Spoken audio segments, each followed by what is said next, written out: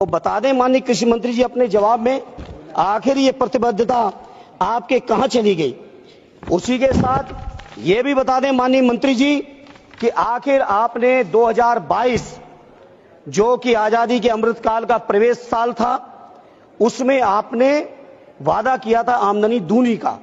आज हम 25 में बैठे हैं, अमृतकाल के भी 3 साल गुजर गए हैं।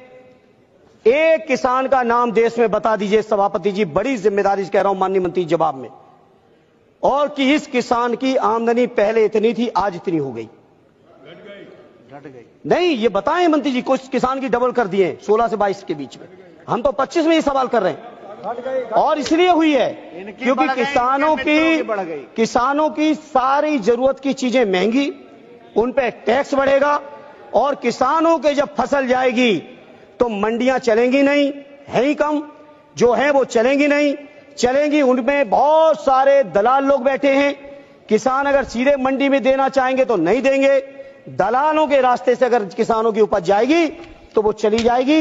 एमएसपी की घोषणा आपने की है, हम इनकार नहीं करते, लेकिन आप मंत्री जी, आप पे डेटा होगा, आखिर उस एमएसपी का लाभ कितने लोग ले रहे हैं?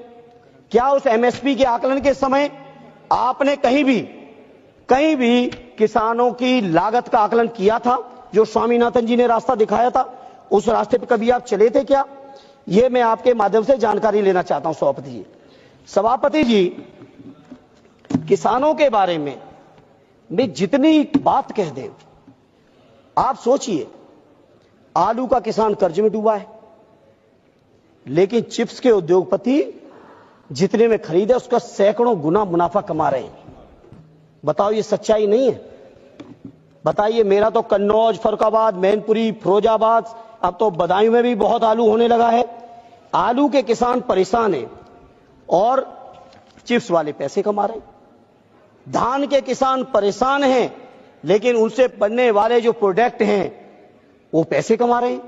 गेहूं का किसान परेशान है, मक्का का किसान परेशान है, लेकिन पॉपकॉर्न जब बेचने वाले लोग कहां तक पहुंचे जा रहे हैं? नमकीन बनाने वाली कंपनियां कहां तक चली जा रही हैं? तो आखिर ये आपका जो है किसानों के लिए जो नीतियां हैं, जो कार्यक्रम, आखिर किनके लिए है? किसानों को तो केवल एक बहाना, झुंझुना दिखाया जा रहा है। इसलिए आज सभापति जी, बहुत महत्वपूर्ण चर्चा, और इस चर्चा के माध्यम से मैं देश के किसानों से कहना चाहता हूं कि ये भारतीय जनता पार्टी के लोग हर हालत में किसानों की उपज, किसानों की जमीनों पर इनकी नियत है, जमीनों पर नियत है सभापति जी। सरकारी बैंकें प्राइवेट की